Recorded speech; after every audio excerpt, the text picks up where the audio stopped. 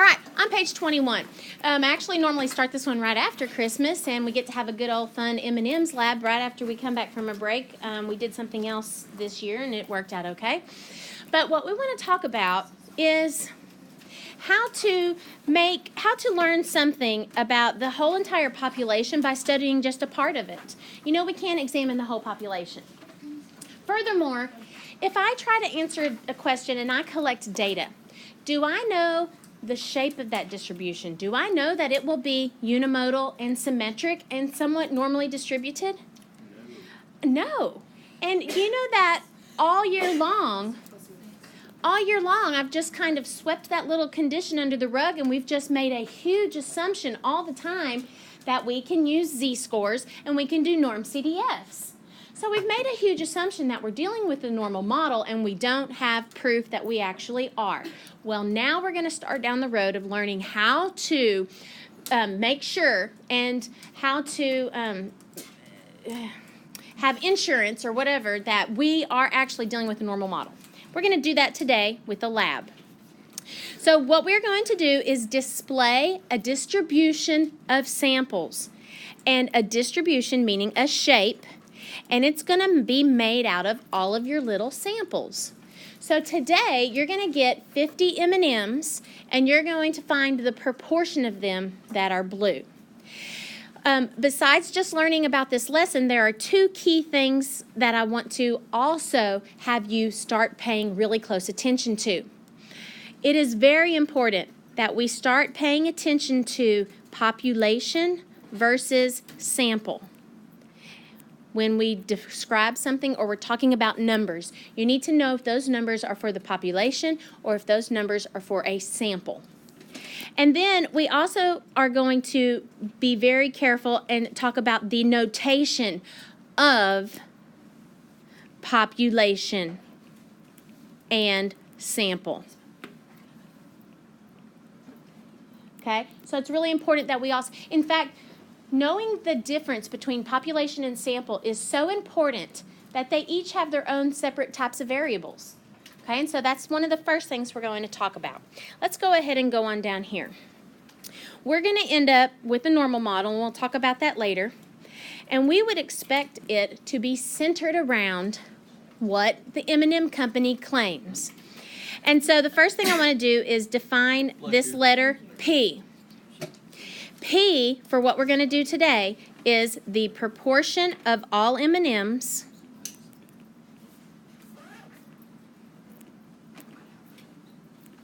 that are blue. So is that P a notation of sample or population? Is that P a notation for sample or whole population? Nope. See this word? All M&Ms.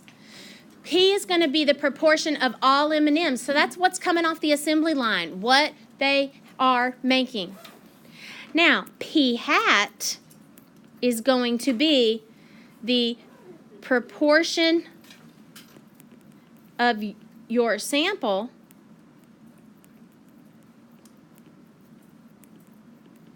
that are blue.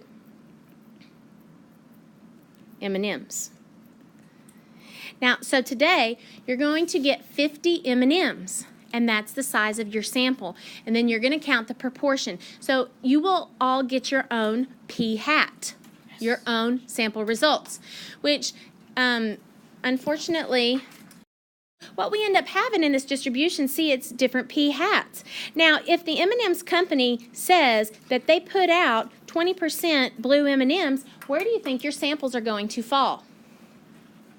Are they going to all be 20%? No, but it's pretty close. No, but it should be pretty close. You will not necessarily all get 20% because you have a different sample than me because of sampling variability. You have some samples might have a lower proportion of blue, some might have a higher proportion, but this is a distribution that will be filled up with lots of people's samples, and the whole classes and all day long, all my students, I'm collecting all their sample results. All right, now I want to take a few moments and define these symbols very carefully because it's important you understand the notation for all these different things. So here we go. first of all, see this mu right here? What does a mu represent? Good. So that represents a mean, and it is a mean of p hats. So that means the mean of what? Of the sample proportions. So that symbol there, this over here on the left, is the mean of all the sample proportions. For example, that's right here. The center of all of the p hats. Okay? And according to statistical theory, it says the center of all the p hats will be the same thing as the what? Good. It will be the same thing as the true population proportion of whatever we're talking about, in this case, the blue M&Ms. So if the M&Ms company says 20% are blue, then that's where all of your samples should be centered. Okay, now, remember how we just said you get different p hat than me because of sampling variability? Well, we need to know how much can they vary. How much can your sample proportion be different than mine and not be an outlier? What do I need to know to tell if it's an outlier? It needs to be the standard deviation. Good. So, because if it's more than 2 standard deviations out, then it's an outlier. So, therefore, I need to know the size of that standard deviation. And that's what this formula is here. So, let's take a look at this.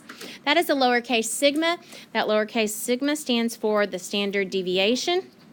And this is the standard deviation of all those sample proportions, okay? So, all of those p hats will vary. And this formula, square root of p times 1 minus p over n, that's telling me how much they will vary. Now, I want to point out to you one very important thing. These p's inside here are the population p. Make sure that when you do the formula, that it's the population p that gets put in right there. Sometimes I make a careless mistake and I put the p hat in there, and that's wrong. So do be careful to try to pay attention to make sure the population p gets in here. Now, what's this n? The number of what? Okay, it's sort of, you're closer. That's not how many samples I get today. It's not the number of blue M&Ms I get. It's the number of items in my sample. So in our case, 50 M&Ms, like our denominator. The number of items in the sample. So like the size of the sample. Sample size. In our case, our sample sizes will be sample size of 50 M&Ms all day long. They all are the same. Okay, so let's put this into action with M&Ms. So real quickly, let me describe, in the sample size, the size of your sample. So the size of our sample is going to be 50. All right, and then after you get your 50 M&Ms, I want you to get your p hat for blue and your p hat for orange. And then you can stop at that point and I will collect data. So let's go ahead now that I've taken all of your samples, and we're going to compute what those values for the mean and standard deviation are, and we'll talk about any outliers we might have gotten. We kind of talked about that a minute ago. But first of all, take a look at this. This is an outdated number of blue. We had a discussion at the beginning of the class that is now supposed to be 20% blue.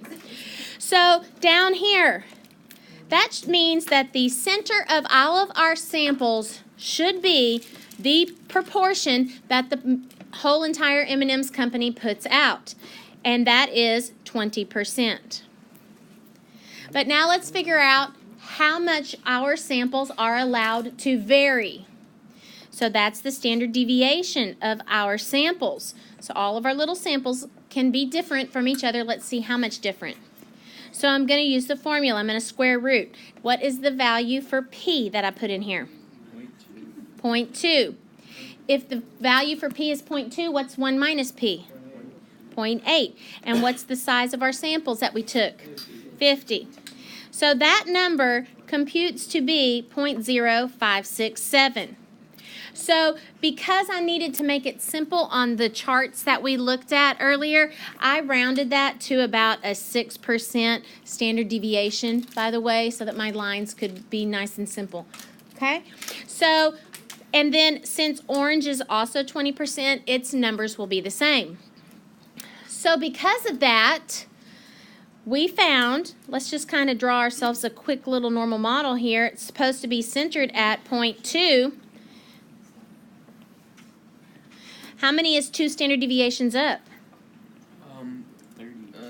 32. 0.32. So if you have a p hat above 32% blue, you're an outlier. Oh. Okay, and let's go down. And so I'm going to subtract away those numbers. And so if you have a sample below 8% blue M&Ms, then you're an outlier. Okay, so we know that you're going to get these different ones in the middle because of sampling variability. It's the far outliers that are the strange ones, and we did not have very many of those. In fact, it looked like 5 all day. All right, let's move on to these next little sections. So now that we can say that we are feeling fairly confident that we got a fairly normal distribution. It was unimodal, somewhat symmetric, and we didn't have very many outliers, so I think it was fairly normally distributed. Let's go ahead and do these problems here. An opinion poll asks a simple random sample of 1,785 adults whether they attended a church or synagogue during the past week. Okay, so listen up. That means this problem, the context of this problem is about the proportion of all adults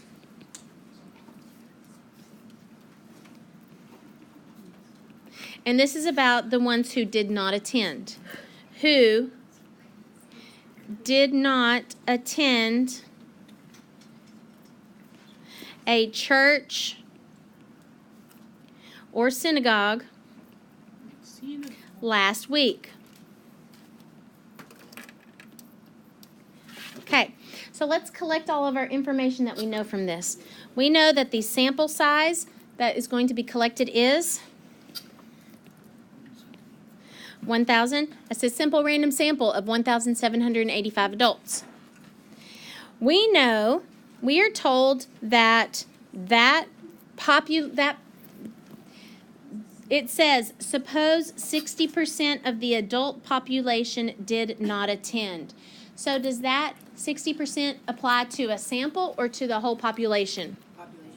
That's the whole population. So P, which is where the mean of the P hats should be, is 0.6. Okay? Now, it says, the question is, what's the probability that the sample proportion of those who did not attend is at least 58%? So, what is 58%? It's a sample result, which is a p hat.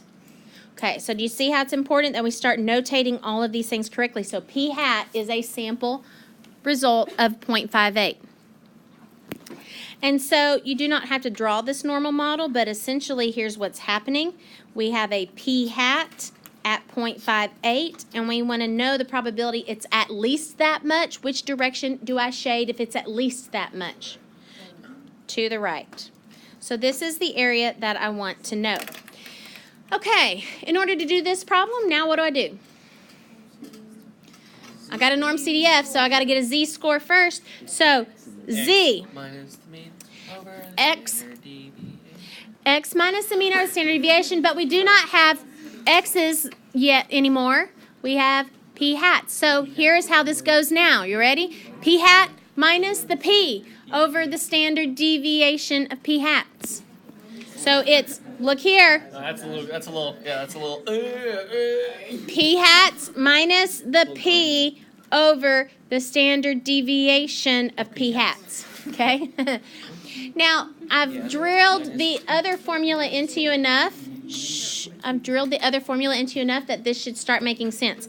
I do want to point out one thing to you, and it is that this P, I could also call it the mean of P hat, because those are the same things. So I could say P hat minus the mean of P hats over the standard deviation of P hats, but it rolls off the tongue better to just say P hat minus the P, okay? So let's fill in those numbers. Here we go. Z is P hat minus the P over the record scratch. What's the standard deviation of P hats? Ah, we got to solve for it. Okay, so let's come over here and get the square, the standard deviation of the P hats. The formula is up here at the top. True P, which is how much? Okay, 0.6 times 1 minus P, which is 0.4 over the sample size, 1785. That number is 0.0116. And so therefore, my z-score is negative 1.742, I think. Or 24. I can't remember which one it is. Okay. Is it 24? Okay. So there's our, now, so while let's talk about it. Is it reasonable that this P hat is at a negative z-score? Yeah. Yes. Why? Because that's where it needs to be, because it's below the mean. Because it is below the mean, correct. Because it's to the left of the mean, below the mean, so it's a negative z-score. Okay, so which way am I norm CDFing this? Okay, so negative 1.2 or 724 to 99, that is 0.9577. And so I also have a new notation that I want you to start writing for the answer. And it's really not too terribly new because I think it's intuitive and it makes sense. Okay, you ready? So here's how we write our answers now. Probability that a P hat, the probability that a P hat is greater than or equal to 0.58 is, and then you can write your answer as a decimal or a percentage. I think usually I end up writing it as a percent at this point when we're talking so much about context. But it does, it doesn't matter. Okay? All right. So now we have 3 minutes. Wow. Okay. Because the story. I know. Story time killed us. It's almost All right. So therefore, I don't think she heard it. for homework, I want you guys to just do this problem here, but because the rest of everybody else is doing stuff on pages 27 to 32, but that unfortunately is going to mean you have more to do tomorrow. Okay? So we'll come back and you know what? I tell you what. No homework. We'll start there at that number 2, okay? We'll start there at that number 2 and pick up where we left off tomorrow. I'll accept it.